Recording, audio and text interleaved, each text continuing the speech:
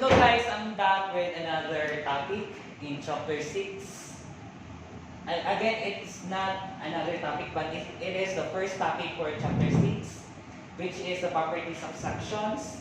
To be able to know more about the properties of sections, so I would like to introduce the four main topics or subtopics, which are centroid of plane area, centroids of composite figures, center of gravity of flat plates, and lastly, first moments of area or moment of inertia.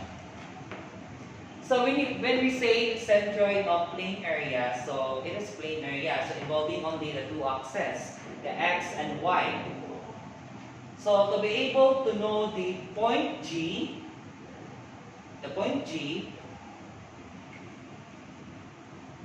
we need to find the area of a specific plane times the distance from the x-axis or y-axis. So this is how the formula formulated. So area times the distance in the x-axis, which is x sub g or point G, equals the summation of areas times the distance from x-axis equals to the area sub 1, a sub 1 times x sub 1 plus a sub 2 times x sub 2 plus more so. For the y-axis, same with the x-axis, wherein we are considering the vertical axis and the distances between the areas considered.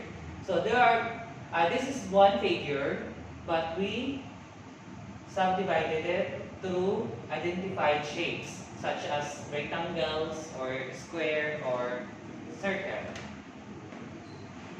So as you can see, the totality of this is point G, and the distance x sub G and y sub G. Right? So do not be confused about why the y sub G from x sub x, or the form perpendicularity here is that the idea is the y sub G or the y sub 3 as well as y sub 1, y sub 2, they act along the y-axis as well the x-axis, acting along. Dili siya, from. So, please paraphrase my first statement. The distance should be, or distances should be acting along the axis. Which is y and z. X, So move to center of gravity of flat plates. So when you say flat plates, so flat and there is thickness. So in centroid, we consider only the area. But in center of gravity, we involve the weight. So when you say weight, so there is an acceleration due to gravity. Therefore, we involve the z-axis. So from two-dimensional sa centroid in center of gravity of flat plates, so it became three-dimensional because of the thickness. So the totality of the weight is W.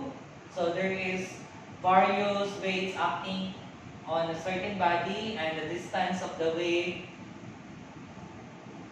from the y along the x is x sub g or point G and y sub g. So this is the center of gravity, wherein W acting upon center of gravity.